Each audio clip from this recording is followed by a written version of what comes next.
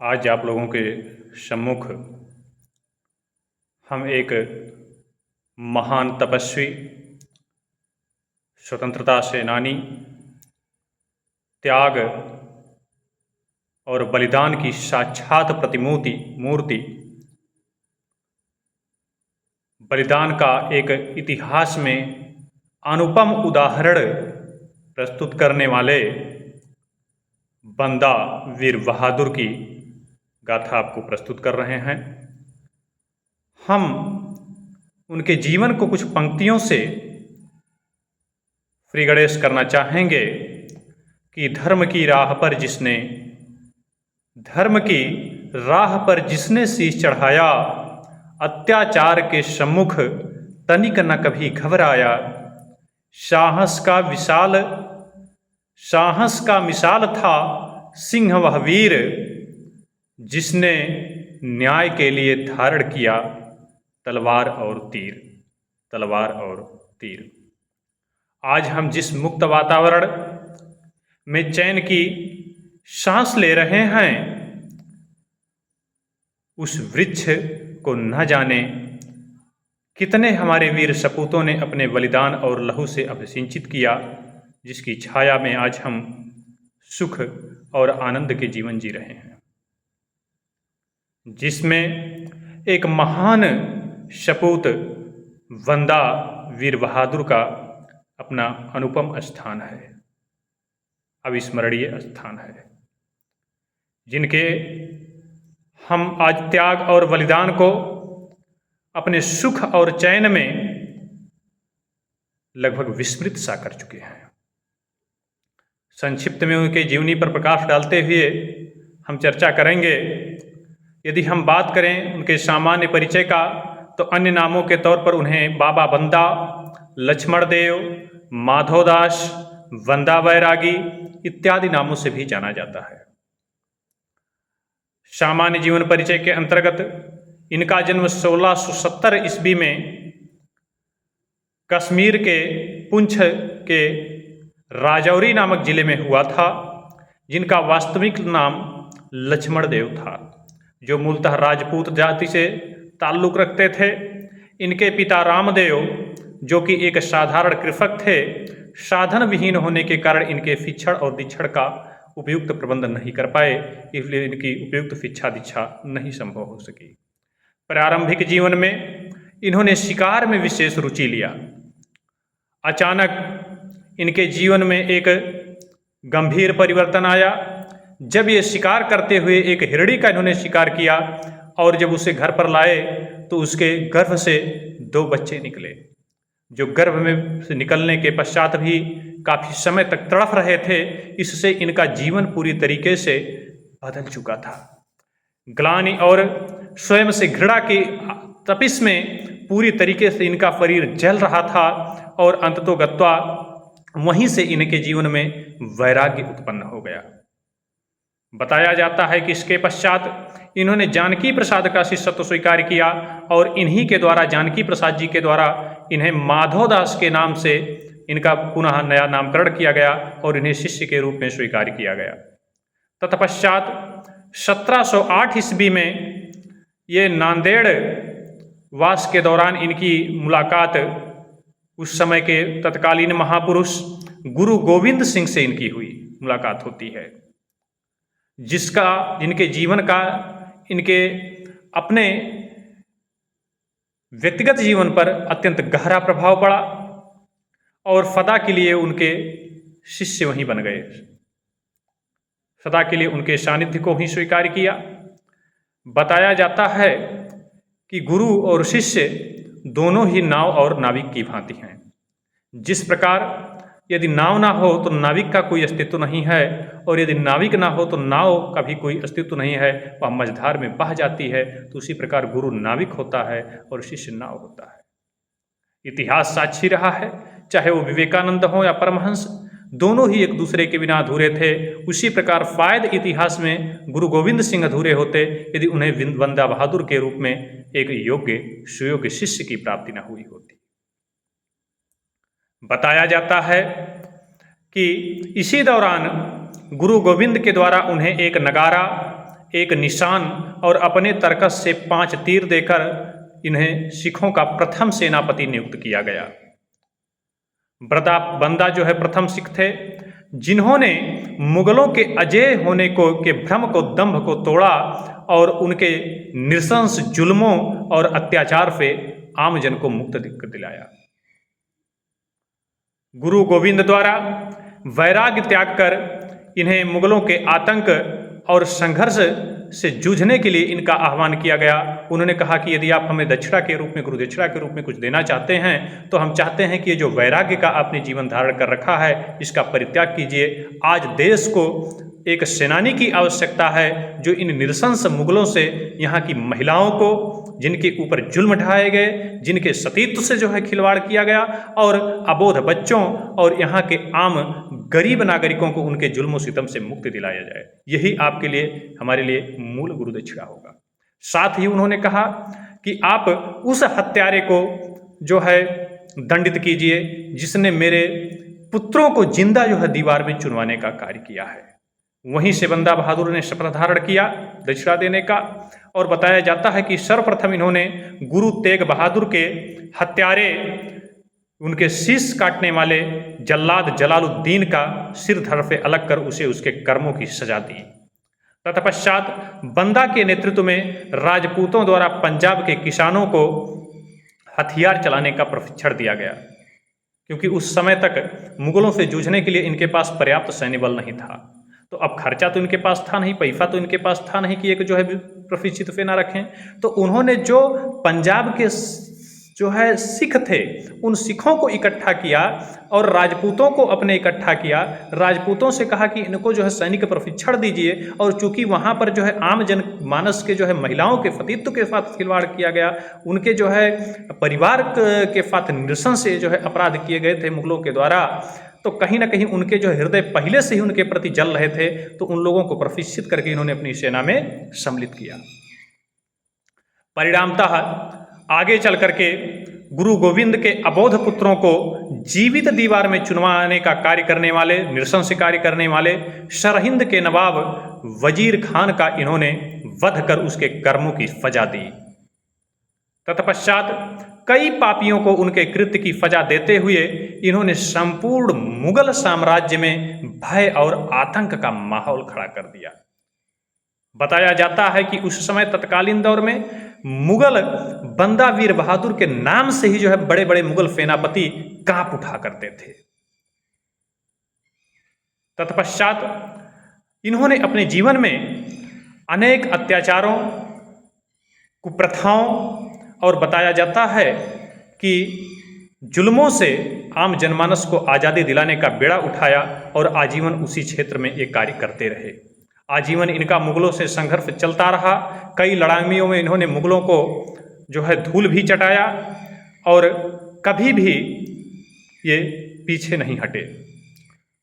तत्पश्चात इनके जीवन में अचानक, जैसा कि भारतीय इतिहास का एक दुखद अध्याय रहा है कि हमारे अपने ही लोगों ने हमारे पतन में मुख्य भूमिका अदा किया, इनके जीवन में अचानक एक घोर षड्यंत्र होता है। षड्यंत्र के दौरान यह अफवाह फैलाया गया मुगलों के द्वारा कि चूंकि जो बंदा बहादुर है ये सिख नहीं है, ये राजपूत है, और राजपूत होने का जो है अफवाह फैला के कहा गया कि जो गुरु गोविंद सिंह के अनुपस्थिति में, उनके मृत्यु के पश्चात ये स्वयं सिखों का गुरु बनना चाहता है। इस देश का दुर्भाग्य रहा है कि हमारे यहाँ धार्मिक जो है कट्टरपंथिता में सिख भी, भाई उसमें किसी को प्रभावित होने की जरूरत नहीं है, कुछ सिख भी जो है इस्लाम से कम नहीं थे। आज भी हमारे यहाँ देख लिया जाए तो खालिस्तान के नाम पर चाहे श्रीमती गांधी की हत्या हो, चाहे खालिस्तान के नाम पर जो है आज भी पाकिस्तान में और कनाडा जैसे या पश्चिमी देशों में बैठकर जो भारत के खिलाफ चलाने वाला दुष्प्रचार हो, यह भी कहीं ना कहीं इसी धार्मिक उन्माद का जो है सूचक है। हम सारे सिखों को नहीं कह सकते हैं, किंतु कहीं ना कहीं कुछ भटके हुए लोग इसमें जरूर अपना योगदान दे रहे हैं, जो इस देश के इतिहास के अतीत को या तो जानते नहीं हैं या हमारे पीढ़ियों को उस इतिहास के अतीत से परिचित होने नहीं देना चाहते, जानबूझकर उनको गुमराह कर रहे हैं। तत्पश्चात बताया जाता है कि उस षड्यंत्र में ये अफवाह फैला दी गई और गुरु गोविंद सिंह की जो दूसरी पत्नी थी उनके द्वारा यह आह्वान किया गया कि एक काम कीजिए, आप ये जो रक्तपात है इसको बंद कर दीजिए। और ऐसा करने के लिए विवश उनको किसने किया था? मुगलों ने किया। मुगलों ने उनसे कहलवाया कि भैया ये सब इसलिए जो है कर रहे हैं क्योंकि ये सिखों के गुरु बनना चाहते हैं, इसलिए लोकप्रियता प्राप्त करने के लिए सब उत्पाद कर रहे हैं। तो उनकी जो दूसरी पत्नी थी जो कि उस समय मुगलों के कैद में थी, उन्होंने बंदा बहादुर को जो है पत्र लिखा और कहलवाया, संदेशा भिजवाया कि एक काम करें बंदा बहादुर कि वो ये सब रक्तपात ही बंद कर दें और मुगलों के फरड़ में चले जाएं। उन्होंने कहा कि जाके जो है गुरुमाता से कह दीजिएगा कि हम उनके आशीर्वाद से ये लड़ाई नहीं शुरू किए हैं, हमने गुरु गोविंद सिंह के आशीष से लड़ाई शुरू किया था और हम उन्हीं को दिए हुए वचन की पूर्ति कर रहे हैं और हम तब तक ये करते रहेंगे जब तक हमारे शरीर में प्राणों का अंतिम श्वास भी रहेगा।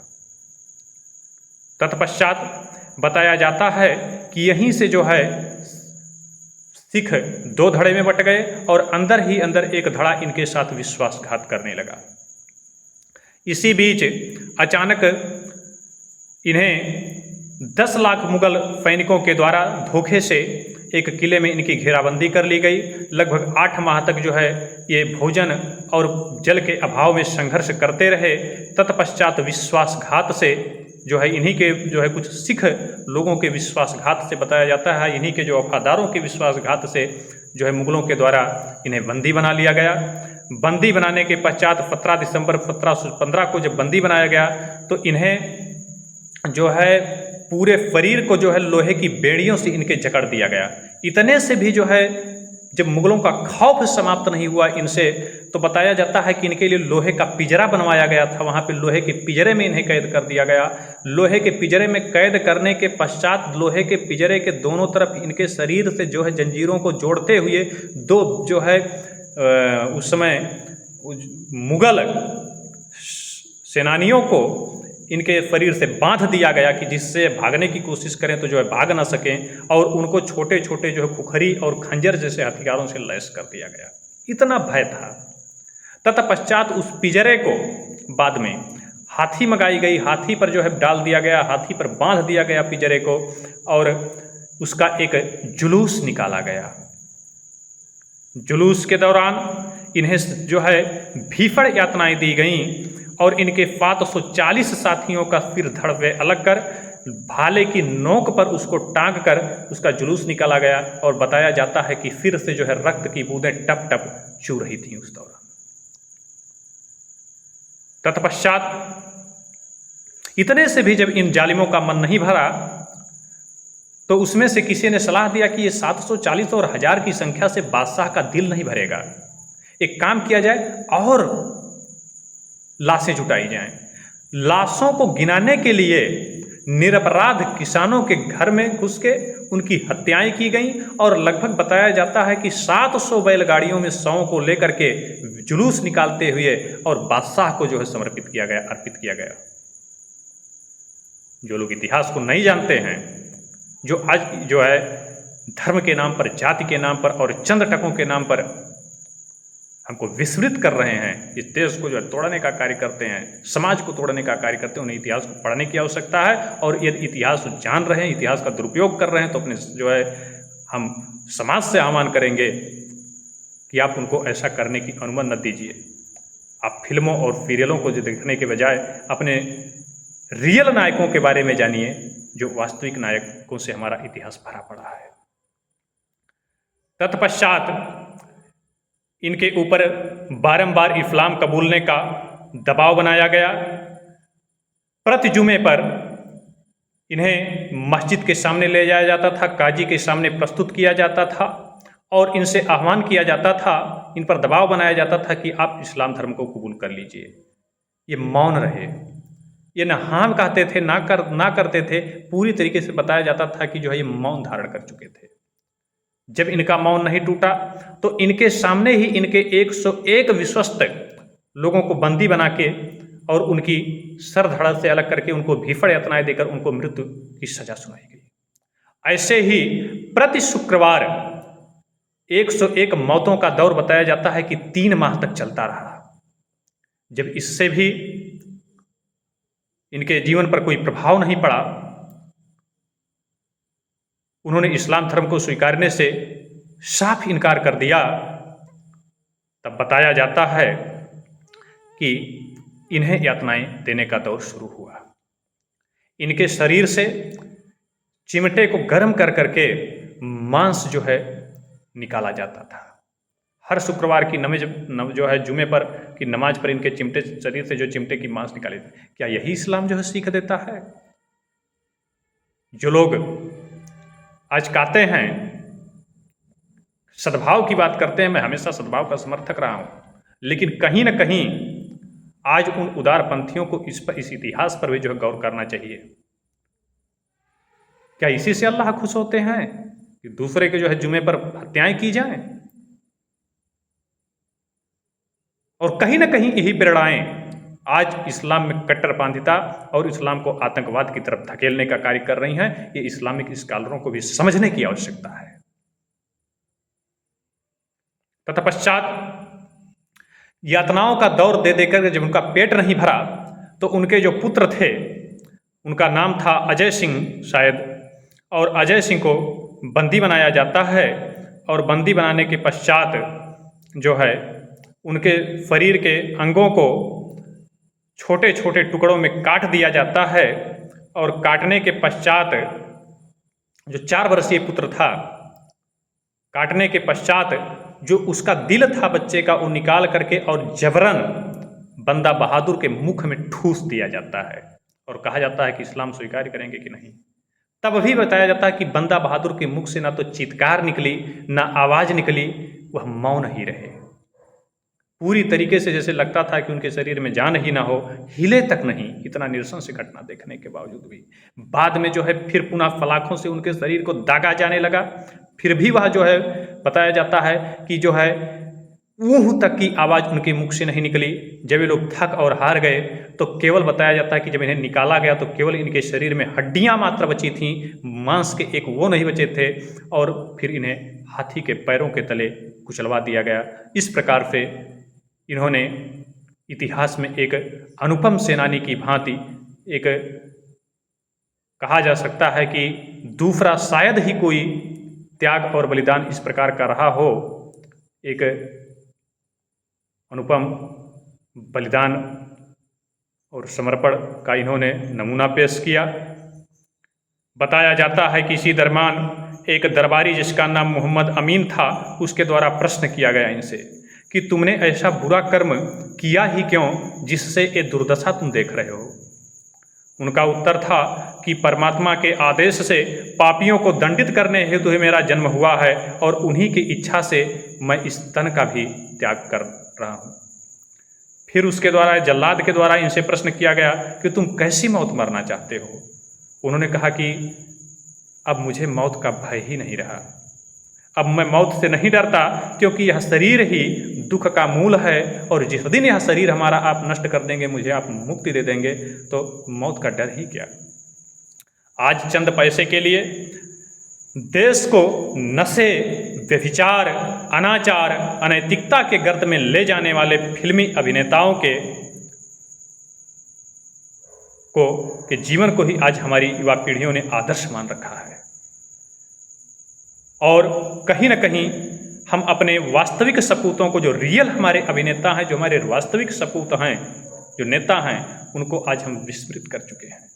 आज हम चंद टके के लिए उस मांस व लहू से इस देश को अभिसिंचित करने वाले जो है लोगों के इतिहास को भूलकर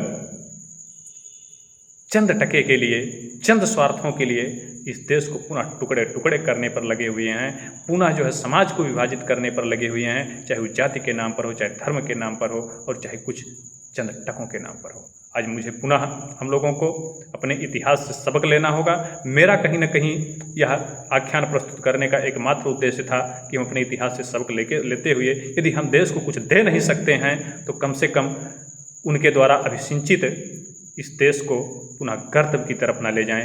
इसी के साथ हम अपनी बात को यहाँ विराम देते हैं। पुनः अगले नए विषय वस्तु के साथ।